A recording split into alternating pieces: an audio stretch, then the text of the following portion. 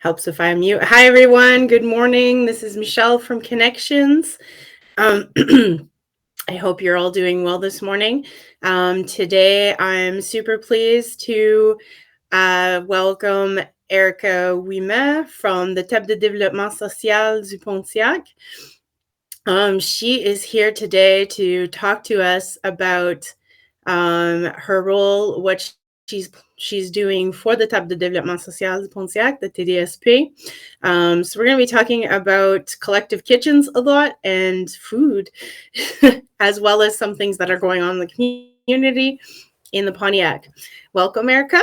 Welcome back, I should say. You were here before. Oh, hold on. I need to unmute you. Hi. Hi, how are you? I'm good. Good. Yeah, so you have a new role now, and you're at the TDSP. Yeah. And tell us a little bit about what you're doing there. Well, lots of things.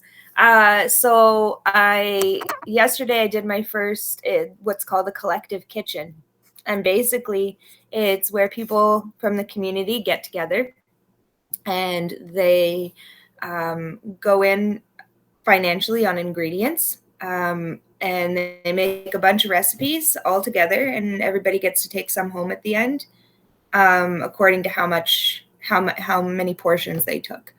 So yeah, it's really cool because it saves money. It's a great way to break isolation. I myself have been feeling some social anxiety after a very, very long pandemic.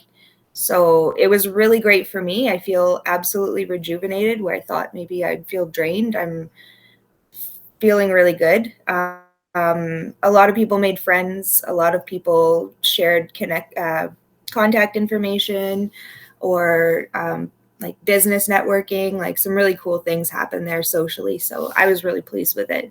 So you did a collective kitchen yesterday, if I'm understanding. Where where did Yeah. you do it? What did you cook? So basically, community members come together. It could be anybody.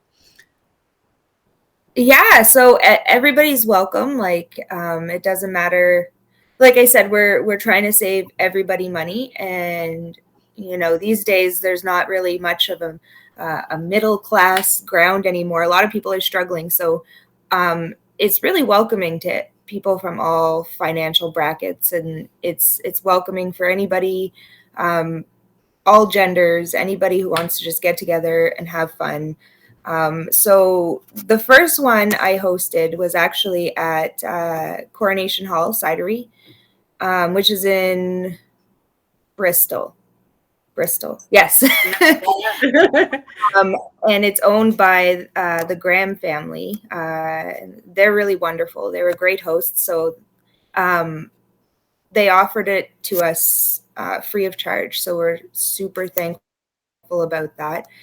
They gave a tour, and they opened up their shop for people to buy stuff afterwards.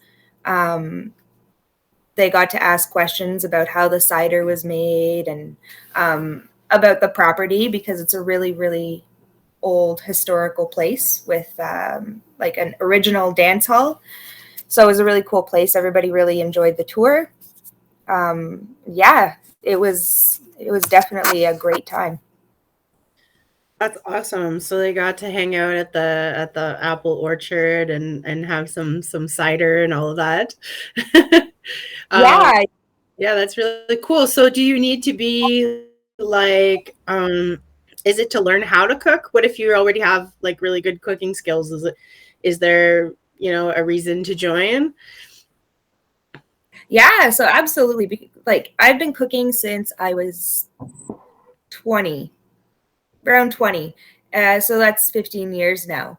And I'm still always learning something new or a new way to do something. So there's always the opportunity of skill sharing and recipe sharing. You can look in like recipe blogs, and read 10 different ways that people do one recipe and how it works for them. So you can always share new ideas and stuff. So you can learn some things. A lot of people who were with me yesterday had great cooking skills. Well, all of them did actually. So it went pretty smoothly. I was really surprised, and super proud of them all. But they all had varying degrees of cooking skills. Some, knew a lot about gardening. Some knew a lot about recipes. Some knew a lot about baking. So there's always an opportunity to share. Other than that, the community is really small. People did a lot of chatting and realized they had other things in common, like their love of dogs, for example. I found another lady there who loved dogs as much as I do. So that was kind of believe. I know you. yeah. So what did you guys make at this event? Oh yeah, so I wanted to do like I tend to sometimes get really invested in something. So I went with the whole apple idea, and everybody was pleased because there was apples and everything. We made an apple crisp, of course. We made caramel apple pork chops. I heard back some feedback from the group, and they really liked that one. I heard back about the apple crisp. That was really great. And then we also cooked like a sheet pan. So basically, the idea was you can make a whole meal, minimal dishes on one pan, and stick it in the oven. So it was sweet potatoes, broccoli, onions, chicken, and there was like a homemade glaze on it. So that was really cool. People got to learn how to make glazes. Some people had never done that. It was great. And then at the very end, I had a request for people to show them kind of how to build a Buddha bowl, which is a salad bowl with a healthy grain on the bottom. And then it's built like a salad, but it's got, at least 60 grams of chicken on it. It's got, sometimes it might have pickled stuff like pickled turnips or beets. This one happened to be like a Waldorf themed salad. So it was, grapes, apples, pecans, and things like that. It sounds delicious. So if people want to get involved in these collective kitchens, they're like, hey, yeah, I would love to cook with a group of people. I don't like cooking, or I find it lonely, or I just want to meet new people. I mean, I feel like there are so many reasons for people to participate in this. How can they find you? How can they join? I have a pretty active page on Facebook, actually. I have it's under, it has the same picture as the TDSP logo, but it's Collective Kitchens Pontiac. I am going to share it in the comments of this chat here. So check out the comments, and you can join the Collective Kitchens Facebook group, and then you'll know when. Do you have another event planned coming up? So I put a lot into the events, so it takes me some time. This one went really well. I wanted to see how it went. I have one planned, hopefully, to do in July, at the same place, at Coronation. Have people offering their kitchens in May. So I'm working on it. It's in the development stages. But once I know something, it'll be up on that Facebook page as soon as I know. I really like how you're collaborating with local businesses to make it the Collective Kitchen itself an experience. I think that's really cool. That people can discover, different businesses and places that are in the Pontiac at the same time as they're coming together, and they go home with food, right? Yeah. And that's a really good part too. Yeah, and we even try and get, I'm sort of working under the Collective Kitchen umbrella to get people together who want to group buy. So that's another way we want to support businesses as well, is getting together and, buying meat in bulk from the local farmers or the abattoir, or getting like big bulk thing of vegetables from Les Saramiottes when they open, or things like that. So that's going to be on the Facebook page as well. So you guys will be like going to local farmers and like kind of working out deals and collectively buying it. That's really cool too.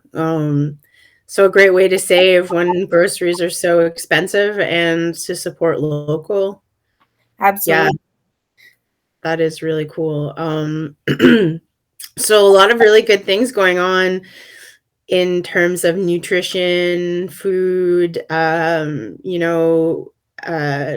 cutting down on waste. It's really, really awesome. Are you doing other things surrounding, like other than collective kitchens? What else have you had for your So another fingers in? another thing I'll be taking on is perhaps the it's a skills workshop for seniors. So I'll be doing some work with that for seniors who want to learn how to use computers and technology. Oh, yes, you're doing that with us. Yeah. I was so yeah, I'll be doing that starting very, very soon, April 14th, I think. Yeah, so the Western Quebec Literacy Council, Connections, and the TDSP are joining forces to bring some digital workshops to seniors. So if you're interested in learning how to use your smartphone a little bit better, or your iPhone, this is the workshop for you, and you can check that out on our website. So that is coming up soon. Really excited about that. So you're going to be, I'll put this in the comments as well. So you're working with seniors. So from food to computers. Right. I'm also doing workshops in school. So I have a few at the Adult Education Center, and I've been doing some work with the Pontiac High School. So I think early in March, I went and I attended a class at Pontiac High School and kind of got to work with the kids there and do some cooking. They were learning microwave meals, how to make meals in a microwave from scratch. So that was new to me too. I'd never made microwave meals like to that extent. Like somebody made, I think, meatloaf in the microwave. So like I said, I'm learning new things too, and I'm really enjoying it because I'm working with youth who are, they're just purely curious and just want to learn and absorb. So that was really cool. I got to work with the home economics / art teacher over there. So it's great. I'm also meeting people in the community and seeing the schools and helping out there as well. Yeah, I mean, cooking skills are so important, and something we don't like always learn. I know when I went to school, we didn't learn how to cook, but that would have been awesome, right? Especially when you're out on your own and you have to figure it out fast, or just eat like processed foods and take out all the time, which isn't super affordable. So No, you teach people as well how to kind of cook on a budget, I imagine. absolutely. And like that's where the Buddha bowls come in, because you can literally do anything with them. Get rid of leftovers in your refrigerator and you can cook, a whole thing of chicken, slice it up and have some for the week. And, have a thing of quinoa in the fridge and put it all together. And it's cheaper than if you had, like, let's say, a 3-course meal.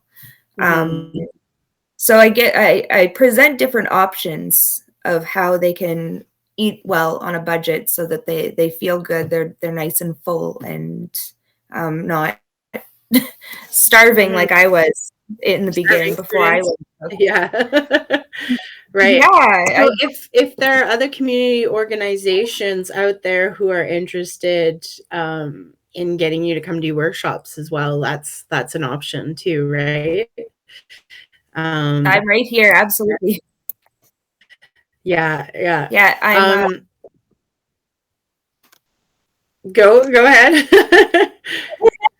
No, I'm very much open to different things. I'm a bit new at this kind of work, so I'm kind of like just making my way, but it's going well, and I really hope to actually get into more community, like schools and things like that, and bring cooking into the lives of more people.